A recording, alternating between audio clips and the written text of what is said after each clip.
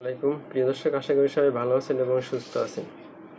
তো বলছিলাম হামজা চৌধুরীর কথা, যেই মানুষটার কিছুদিন আগেও 495কে ফলোয়ার ছিল, আর সেই মানুষটার এই 10-15 দিন বা 20 দিনের মধ্যেই সেই মানুষটার 1 মিলিয়ন ফলোয়ার প্লাস হয়ে গেল।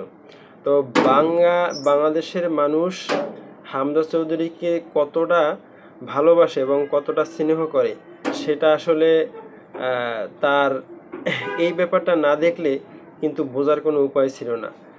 যেখানে হামজা চৌধুরী ফেসবুকে তার ফলোয়ার সংখ্যা ছিল 495কে, আর সেখানে মুহূর্তের মধ্যেই হামজা চৌধুরীর কিন্তু 1 মিলিয়ন ফলোয়ার হয়ে গেল।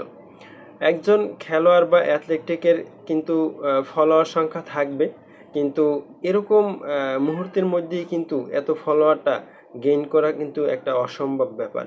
কিন্তু বাংলাদেশের মানুষ হামজা চৌধুরীকে এত ভালোবাসে এবং তিনি ভারতের সাথে যেভাবে খেলা দেখিয়েছেন, যেভাবে ভারতের সাথে ম্যাচটা ড্র করেছেন, আর এটি বাংলাদেশের মানুষের মনের মধ্যে কিন্তু হামজা চৌধুরী একেবারে অনেকটা ভিতরেই ঢুকে গেছে।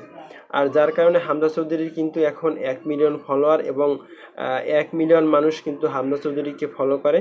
আর 1 মিলিয়ন মানুষ কিন্তু হামজা চৌধুরীকে একেবারে ওতপ্রোতভাবে প্র্যাকটিক্যালিভাবে ভালোবাসে। আর বাকি মানুষের কথা তো আর বললাম না, যারা হামজা চৌধুরীকে চেনে, ফেসবুক ব্যবহার করে না বা হামজা চৌধুরীর খোঁজখবর রাখে, পেপার পত্রিকায় পড়ে এবং খবরের শিরোনামের দিক নজর রাখে, হামজা চৌধুরী কোথায় যাচ্ছে, হামজা চৌধুরী কী করতেছে, হামজা চৌধুরী কবে দেশে আসবে, হামজা চৌধুরী কোন লিগে খেলে।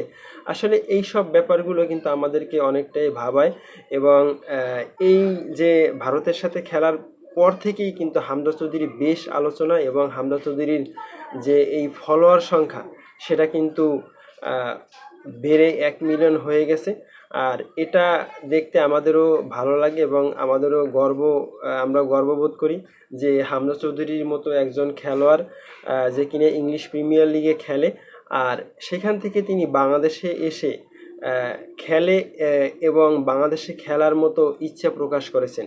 হামজা চৌধুরীর বাড়ি কিন্তু সিলেটে, কিন্তু এখন হামজা চৌধুরী কিন্তু পুরো বাংলাদেশের সম্পদ। আর সিলেটের কিন্তু একার সম্পদ নয়, এখন কিন্তু পুরো বাংলাদেশ এবং ভারতের মানুষও হামজা চৌধুরীকে ফলো করে এবং হামজা চৌধুরীর খোঁজখবর রাখে এবং কোথায় যায় কী করে।